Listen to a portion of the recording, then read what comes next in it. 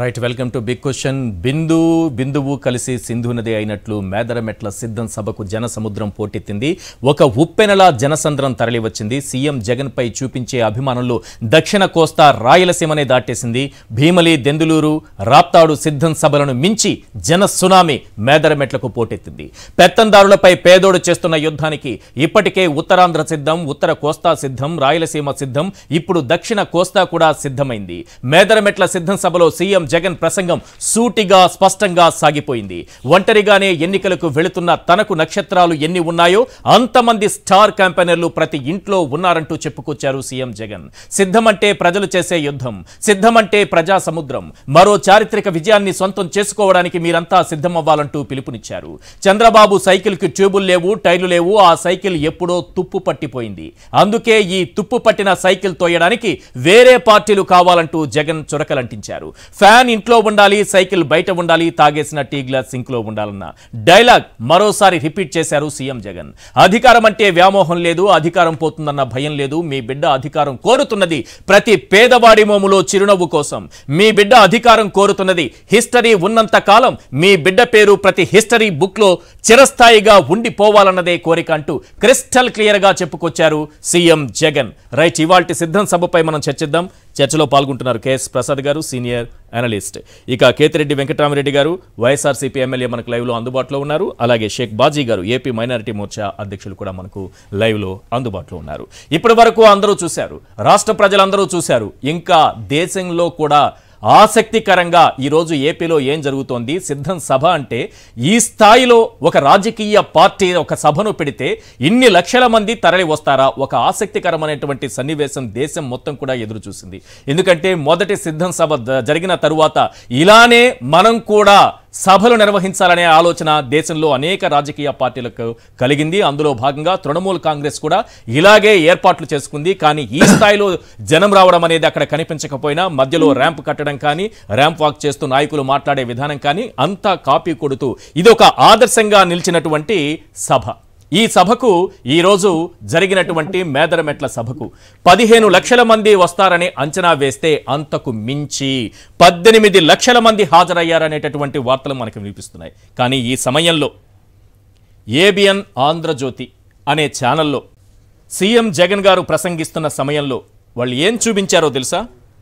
సిద్ధం సభ కోసం YCP VFX green mat అట. నిన్న సిద్ధం సభ కోసం జరుగుతున్నటువంటి ఏర్పాట్లను డ్రోన్ విజువల్స్ తీసి ప్రజలకు చూపిస్తే అవే డ్రోన్ విజువల్స్ ఈ రోజు వేసుకుని జనం లేరని, జగన్ ప్రసంగిస్తున్నప్పుడు ఎవరూ లేరని, ఇవంతా కూడా ఆ జనాన్నంతా గ్రాఫిక్స్లో అక్కడ క్రియేట్ చేశారని ఎంత దిక్కుమాలిన వార్త, ఎంత దిగజారుడు వార్త రాశారో చూడండి. వార్త రాయడం కాదు, టీవీలో ఇలా ప్రసారం చేశారు. విఎఫ్ఎక్స్ గ్రీన్ మ్యాట్ అట. ఆ గ్రీన్ మ్యాట్లో లేని జనాన్ని చూపించారట. ఇది ఎప్పటిది? నిన్నటి విజువల్స్ ఇవి.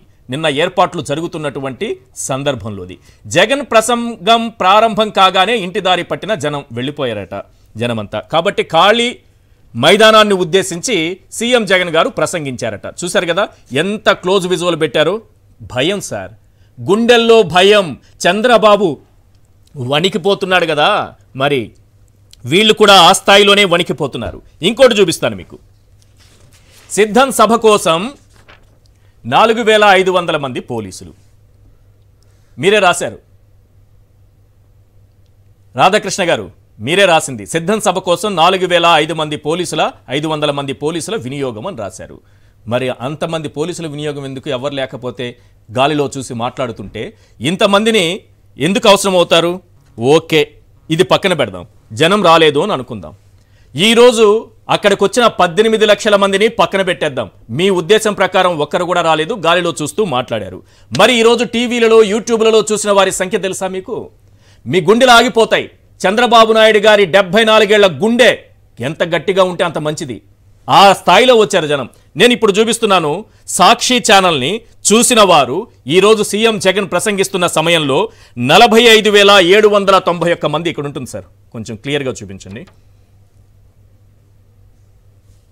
45,791 మంది చూశారు, చూస్తూ ఉన్నారు ఆ సమయంలో. ఏంటి ఇది? స్పెషల్ అకేషన్ లైవ్ క్రియేట్ చేస్తే రెగ్యులర్గా సాక్షి ఛానల్ 20,000 మంది చూశారు. మొత్తం 65,000 మంది ఈరోజు ఓన్లీ టీవీ ఏది సాక్షి ఛానల్లో మాత్రమే చూసిన వాళ్ళు 65,000 మంది. నీ కంటికేం ఒక్కరు కూడా అక్కడ కనపడలేదు. మరి 65,000 మంది ఒకే ఛానల్లో ఇంతమంది వ్యూవర్షిప్ రావడం అంటే మామూలు విషయమా? మరి దీని కూడా విఎఫ్ఎక్స్ గ్రాఫిక్స్ అనుకుంటున్నావా రాధాకృష్ణ? మొన్నేదో సచివాలయం తాకట్టు పెట్టారన్నావు కదా, నువ్వు ఎప్పుడో విలువల్ని తాకట్టు పెట్టావు, జర్నలిజాన్ని తాకట్టు పెట్టావు, విశ్వసనీయతను తాకట్టు పెట్టావు. అర్ధరాత్రిలో అవి ఇవి అన్ని తాకట్టు పెట్టేసి ఆఖరికి దిగజారిపోయి ఇలాంటి వార్తలు ఇలాంటి విజువల్స్ ప్రసారం చేస్తున్నావు. రైట్, సాక్షి ఛానల్ కూడా నీకు అవసరం లేదు. టీవీ9 చూడు ఒకసారి, 10,000 మంది చూస్తున్నారు. టీవీ9 10,000 మంది చూస్తున్నారు జగన్ గారి ప్రసంగాన్ని. కనిపిస్తోందా? ఎస్. ఇక ఎన్టీవీని కూడా చూపిస్తాను సార్. ఎన్టీవీ కూడా ఒక్కసారి చూడండి. ఎంతమంది చూస్తున్నారు? 10,000 మంది చూస్తున్నారు. మిగతా ఛానల్ అన్నీ కలిపిన 1,00,000 మందికి పైగా ఈరోజు చూశారు. ప్రధాన ఛానళ్ళు అన్నీ కలిపిన దాదాపు 1.5 లక్షల మంది ఈరోజు యూట్యూబ్లలో మాత్రం చూసిన వాళ్ళు, టీవీల ముందు కూర్చున్న వాళ్ళు కాదు రాధాకృష్ణ. అన్నిటినీ తాకట్టు పెట్టావుగా, విలువల్ని పెట్టావు, జర్నలిజాన్ని పెట్టావు, అర్ధరాత్రిలో అవి ఇవి తాకట్టు పెట్టావు. చూసుకో, అయిపోయిందా? నీ ఛానల్ విషయానికే వస్తా నేను. నీ ఛానల్ విషయానికే వస్తా. ఇప్పుడు మీరందరూ కూడా గమనించాలి. అవసరమైతే ఒక్క సెకండ్ అలా వెళ్ళి ఇలా వచ్చేసేయండి. యూట్యూబ్లో ఏబిఎన్లో లోకేష్ ప్రసంగం కళ్యాణదుర్గం నుంచి లైవ్ ఇస్తున్నారు. ఎంతమంది చూస్తున్నారంటే 1,700 మంది. 1,700 మంది. సిగ్గుపడు ఒకసారి. లోకేష్ గారు మీరు కూడా సిగ్గుపడాలి సార్. రాధాకృష్ణ గారు ఆయన కూడా సిగ్గుపడతారు. మీ స్థాయి ఏంటన్నది.